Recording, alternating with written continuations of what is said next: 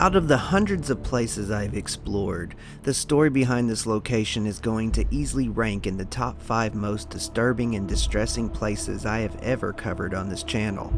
There will not be any graphic videos or photos, but there is a very upsetting line of events towards the end of the video, and for that reason, viewer discretion is advised. But before we get started, if you're a fan of the abandoned and historical locations, then you are in the right place. I post videos like this every Tuesday. Make sure to hit that thumbs up, subscribe, hit that bell so you never miss an episode.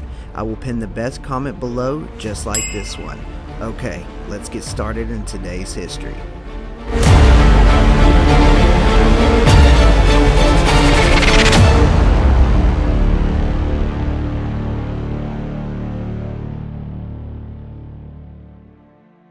In 1903, the Pennsylvania legislature authorized the start of the construction of a set of buildings that would today become known as Pennhurst Asylum. This complex would house people with mental disabilities and those who had seizures. The legislation stated that the building would be in 2 groups, one for the educational and industrial department and one for the asylum department. This facility had a very high expectation in helping its patients to become better and mentally fit for society. But these plans would soon not be fulfilled. To give just a little bit of the history on this massive complex, in 1903 to 1908, the first buildings were constructed on about 634 acres of land in Chester County, Pennsylvania. Then, later on, the buildings and structures would be spread out across about 1,400 acres. The main buildings were designed in a red brick, terracotta style with granite trimmings. These buildings had a set of long tunnels that would connect each other.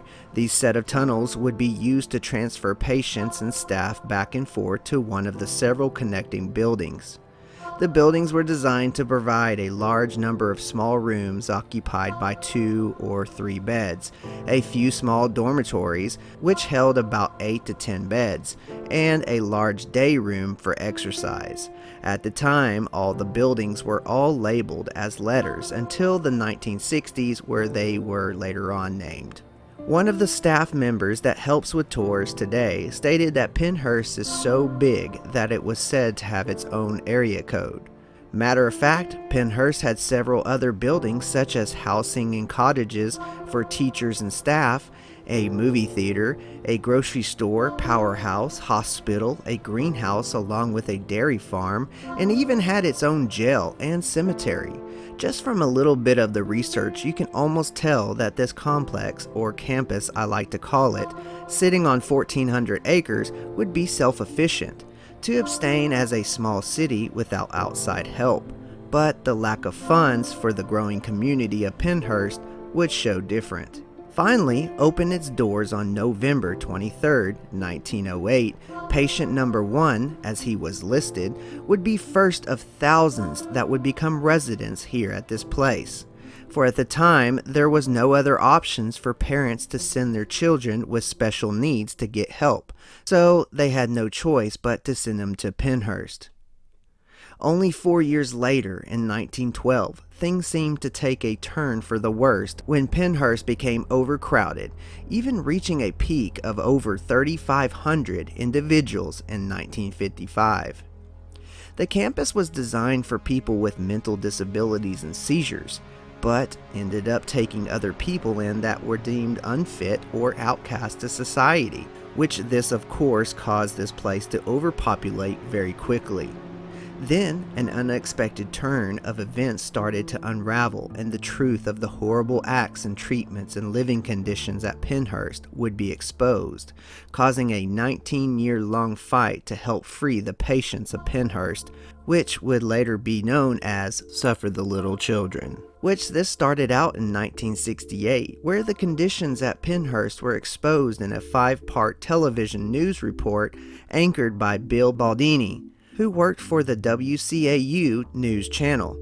This long battle would show exactly what happened on the inside behind closed doors by talking to staff and even the patients themselves. As Bill would talk to one of the medical doctors in charge of taking care of these patients, he would go on to describe that he would go in and drug or downgrade the patient that did not have a mental disability. He would call it to put them in a different state of mind, I quote, which in some cases the patients knew that they were being downgraded, and they did not like that. It was even exposed that the facility would take in normal kids with ADHD or ADD, or even learning disabilities would be mixed in with kids with mental disabilities, or as Bill would claim and confront Pennhurst and say, I quote, a child with an IQ of 69 or so would be put in a cottage with children of an IQ of, let's say, 10, and Bill would go on to say, of course this would downgrade and make them feel less than what they are, unquote. If you didn't know what ADHD or ADD was, it's diagnosed by doctors as attention deficit hyper disorder, or ADD, which is attention deficit disorder. Which does not mean that he or she would have mental disabilities or be incapable of doing simple day-to-day things. During this time, ADHD and ADD were not well known, and there were not many treatments to treat this type of disorder.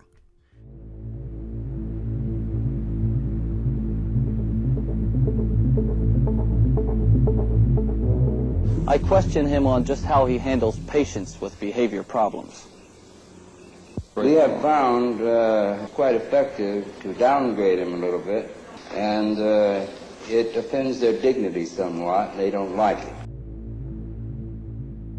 Well, you offend their dignity on purpose by putting them on this profoundly retarded ward. So the truth finally came out that they were mixing non-mental disability patients with mental disability patients. The facility would go as far as restraining these children and young adults with straitjackets or tying them hands and feet to the bed. Even some were found restrained in these huge cribs with metal bars. Many of the patients became weak and underfed and poorly taken care of.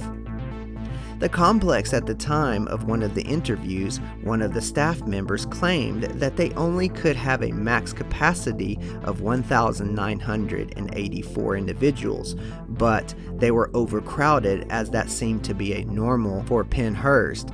They were sitting at a population of 2,791, well over where they should have been.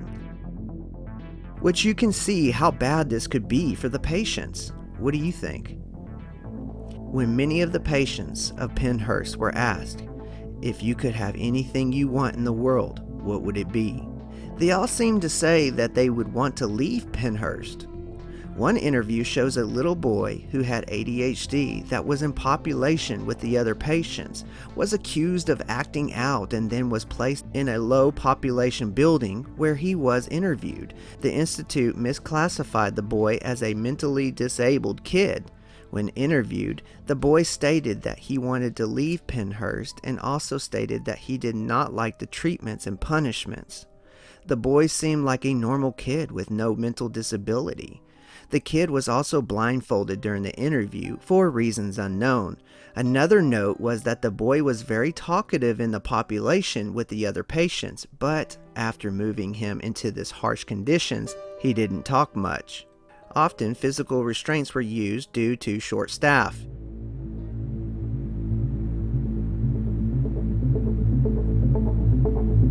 So they punished you and put you here? Yes. Do they do this all the time to you, John? Yeah. Johnny used to talk a lot more before he came to Q2. Ever since he's been here, he's talking less all the time.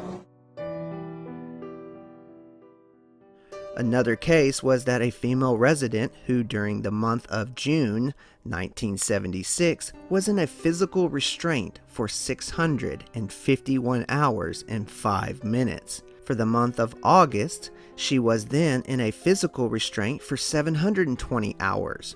During September, was in a physical restraint for 674 hours and 20 minutes. And during the month of October, she was in another physical restraint for 647 hours and 5 minutes.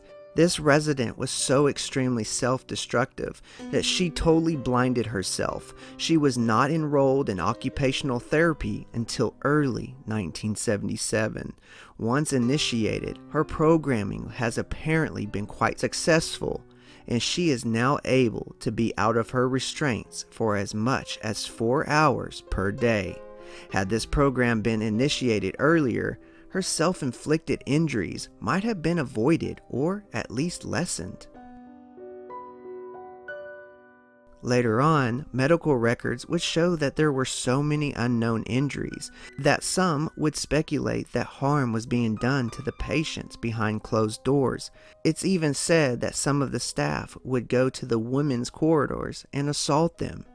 It was also said that some would be locked in their rooms for days at a time. Doing this would make anyone go crazy, I would think. Let me know what you think in the comments. Even the Vice President of the United States, Hubert Humphrey, went to visit his granddaughter who was in the facility at the time. Outraged, he stated, and I quote, "The institutions are pitiful, just pitiful, disgraceful, and we just can't tolerate that," unquote. Segregation was highly enforced, as they would separate patients based on behavior and another would be separating the men from the women. They thought this was best so that they could keep women from getting pregnant. The Pennhurst chief physician Henry Goddard also quoted, "Every feeble-minded person is a potential criminal." In 1983, 9 employees were charged with accounts of slapping and beating patients, including some that were in wheelchairs. And they were also charged for arranging patients to assault each other. The Halderman case, which resulted in a closure of the institution, also detailed widespread patient abuse. After 19 long years of fighting to free the patients, when Bill Baldini started the Suffering the Little Children and exposed Pennhurst in 1968, a court ruling in 1987, Pennhurst was forced to shut its doors and release a major of their patients to society. The 1,156 people who were left and lived there on the date of the court order on March 17, 1978, were moved into smaller community homes called community living arrangements. These settings supported 3 or fewer people with 24-hour staffing if needed, which they say that almost all of them lived a better and successful life once they were freed from the harsh conditions at Pennhurst. It stated that the Pennhurst story was repeated at many of nearly 300 state facilities across the country. Through the eyes awakening in the public and communities and the major influence of the Pennhurst story being exposed, over 130,000 patients around the nation were saved from this kind of abuse. Now, Pennhurst sits as many buildings have heavily decayed since it sat abandoned for many years. The complex is now used for tours and as a haunted attraction every year. There are many decaying abandoned buildings on the property, but only 3 to 4 buildings are now accessible to the public. The other buildings have been torn down or have been deemed unsafe to the public and now are blocked off. Walking the halls and tunnels of this property does give a very unsettling and creepy feel to it. At the same time, it tugs at your heart just a bit knowing that something feels off and that some things that went on here at the building were not done with good intentions. Many say this place is extremely haunted and many explorers have entered here and have all felt unsettling feelings. Would you explore this place? Would you explore this place at night? Or even alone? Let me know below. Alright guys, that will do it for today's episode. I hope you enjoyed it. If you did, please make sure to hit that thumbs up, subscribe, hit that bell so you never miss an episode. Peace, I love you, and as always, God bless. I made a lot of enemies for the spirit that's in me.